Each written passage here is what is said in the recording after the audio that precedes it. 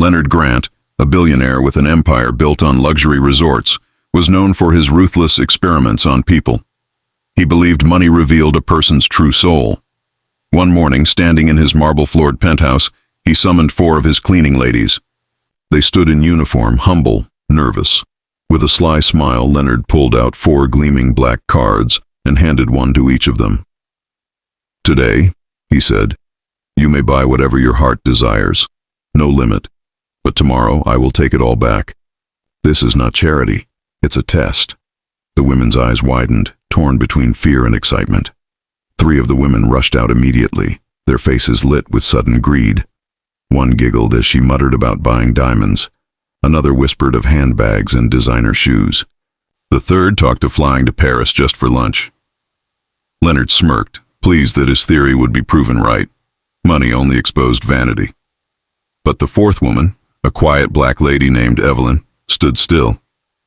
She clutched the card like it was too heavy for her hands. "Well," Leonard teased, "aren't you going to run to the boutiques?" Evelyn shook her head softly. "I'll use it," she said, "but not for myself." Hours later, Leonard's spies reported back. As expected, the first cleaner bought jewelry worth hundreds of thousands. The second filled shopping bags with luxury clothes. The third booked herself into a 5-star spa, ordering champagne baths. Leonard laughed, sipping his wine. Predictable. But when it came to Evelyn, his laughter died. Instead of boutiques, she had gone to a modest children's hospital. Instead of jewelry counters, she stood in the pharmacy section, paying off medical bills for families who had been denied treatment. "Ridiculous," Leonard scoffed, yet his hands trembled as he studied the footage. By evening, the 3 cleaners paraded back into the penthouse, showing off their treasures, their arms heavy with shopping bags. They posed as if competing, certain the billionaire would praise their taste. Leonard nodded politely, though inside he was unimpressed. When Evelyn finally walked in, she carried nothing but a small notebook filled with receipts. "Where are your diamonds?" he mocked. Evelyn placed the book on the table. "I bought wheelchairs, medicine, and surgeries for children who've been waiting for months. This," she whispered, "is the only shopping that matters." The other women rolled their eyes. Leonard stared in silence. For the first time in years, Leonard couldn't speak. He had orchestrated the test for his own amusement, expecting nothing but vanity. Yet Evelyn's actions pierced him. "You wasted your chance at millions," he finally muttered. Evelyn's eyes did not waver. "Sir, I grew up with nothing. I've cleaned floors all my life, but I've seen children die because their parents couldn't afford medicine. How could I buy gold when I knew they needed life more?" Her words struck him harder than any insult ever had. The room went still, the other women clutching their bags awkwardly. That night, Leonard lay awake, replaying Evelyn's words. He thought of his own childhood, long buried. Before the suits, the yachts, the empire, there had been a small boy in a crumbling neighborhood whose mother worked double shifts to feed him. He remembered being hungry, forgotten. He had clawed his way out with ruthless ambition, vowing never to feel powerless again. Yet Evelyn, with nothing, had chosen to give power away. Why did her decision feel richer than all his billions? By dawn, Leonard made a decision that would shock his entire staff. The next morning, Leonard called the 4 women into his office. The 3 came glowing, dressed in their new clothes, eager to flaunt. Evelyn came quietly, still in her simple uniform. Leonard leaned forward. "As I said, the purchases will be taken back, except one." The 3 women gasped, clutching their jewelry in panic. "Whose?" one demanded. Leonard's eyes settled on Evelyn. "Hers." He turned to her. "Everything you spent will stay paid permanently. Those children will get their medicine, their surgeries, because you reminded me of something I had forgotten. What money is truly for." The other women protested, shouting that it was unfair. Leonard silenced them with a glare. "Fair? You bought vanity. She bought lives. Do you understand the difference?" His voice thundered through the marble hall. Evelyn bowed her head, tears brimming. "Sir, I didn't do it for recognition," she whispered. Leonard's voice softened. "That's why you deserve it." In that moment, something inside him shifted. For years, he had tested people to prove his cynicism. Evelyn had passed a test he never intended, to prove humanity still existed. For the first time in years, Leonard smiled, not as a billionaire, but as a man.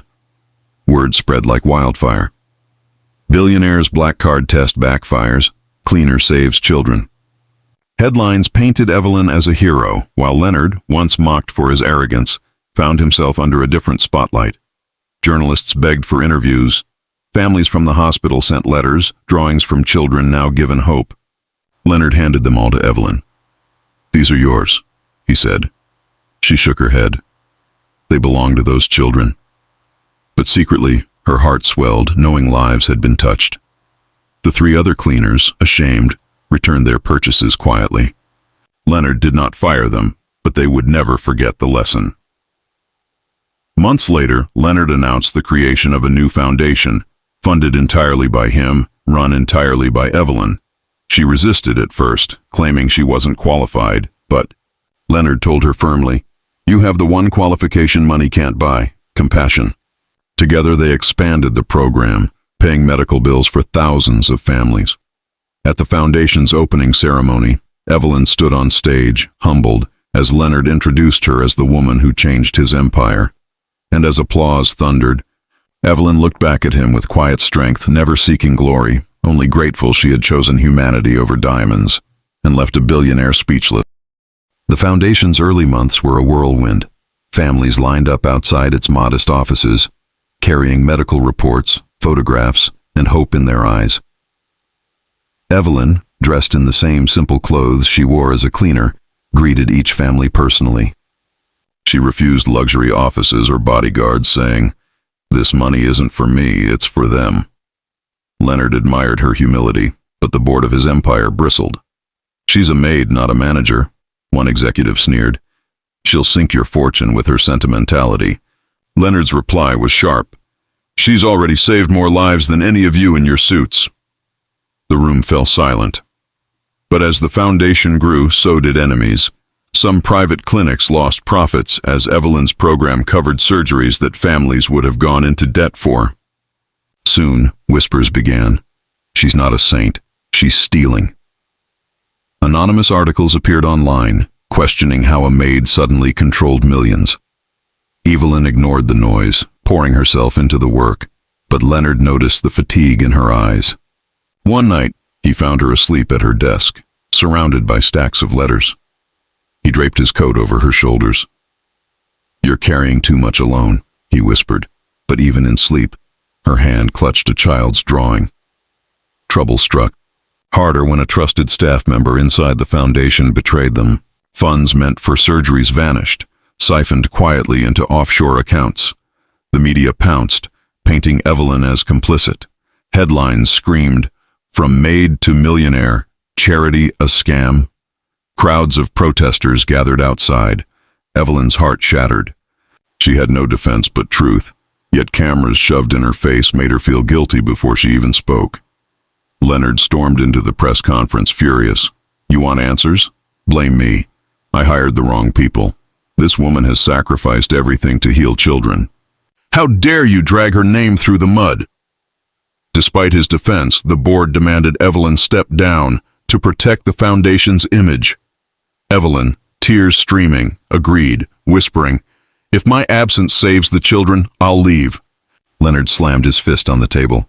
"No, you're the heart of this. Without you, it's just numbers." But Evelyn insisted. That night, she packed her modest belongings into a small bag, ready to disappear back into anonymity. As she walked through the foundation's doors for the last time, families, mothers, fathers, children in wheelchairs blocked her path. "You can't leave us," they cried. Their chants echoed through the street. "We want Evelyn." The scene went viral. Videos of sick children clinging to Evelyn, begging her not to go, spread like wildfire.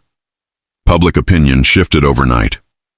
The very protesters who once accused her now demanded her reinstatement. Talk shows debated. Is Evelyn a hero or a victim? Leonard called an emergency board meeting. "You see?" he roared, slamming a video onto the big screen. She doesn't need your approval. The people have already chosen her.